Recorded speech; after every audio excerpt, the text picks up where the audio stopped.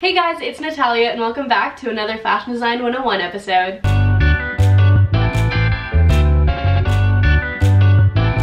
So today's episode is kind of funny, ironic maybe. My most viral video on YouTube, like my most viewed video ever, is this tutorial of a scrunchie, which I made back in high school when I knew how to sew, but not really. So here's the thing, that video has gotten me a lot of my fame, which is kind of unfortunate because that's not at all how I make scrunchies, and I think that's a very difficult way to make scrunchies, even though a lot of people have said it's really easy and it was a great tutorial, which shout out to high school me because she did that. But today I'm gonna teach you how to make a scrunchie the way that I actually make them, the way that I actually make them for my shop, and the easier way, much faster way, and much more efficient way to do it. So yeah, let's get into it.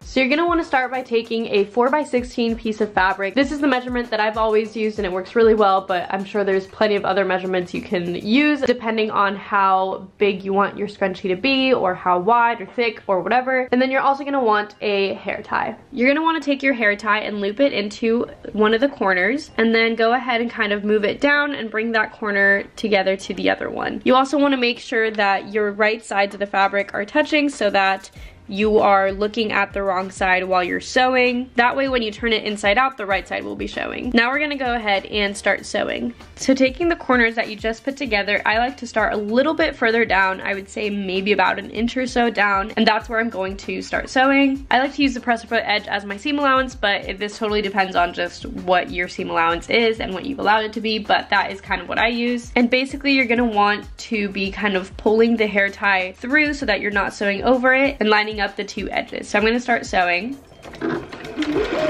back stitch, then we're gonna sew down a little bit.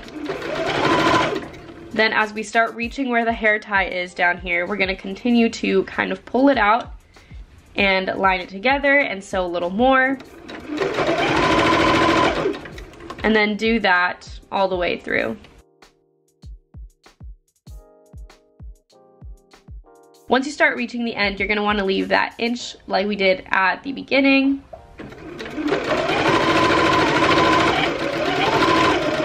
And then backstitch. So now your scrunchie should look like this. You should see it fully coming together. Obviously it is inside out and this is still unattached, but now we can just easily turn it right side out. You can use a safety pin, or you can kind of just move it along with your fingers, kind of just depending on the fabric and how easily it moves.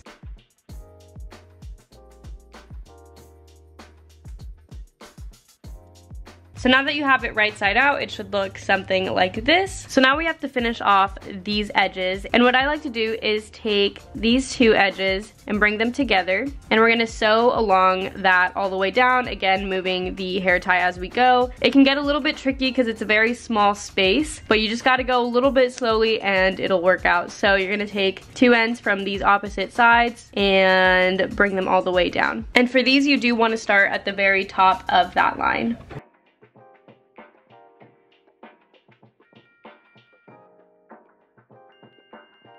Then you're gonna backstitch and cut that off. So as you can see, we basically made a seam right up here, and now you can kind of pull on the scrunchie and you can see that you've made this seam all the way down and all the way through. So the only part that's left open is right up here. I'm gonna go ahead and trim those little threads, and we can go ahead and tuck in that seam allowance and then go ahead and top stitch along that open part.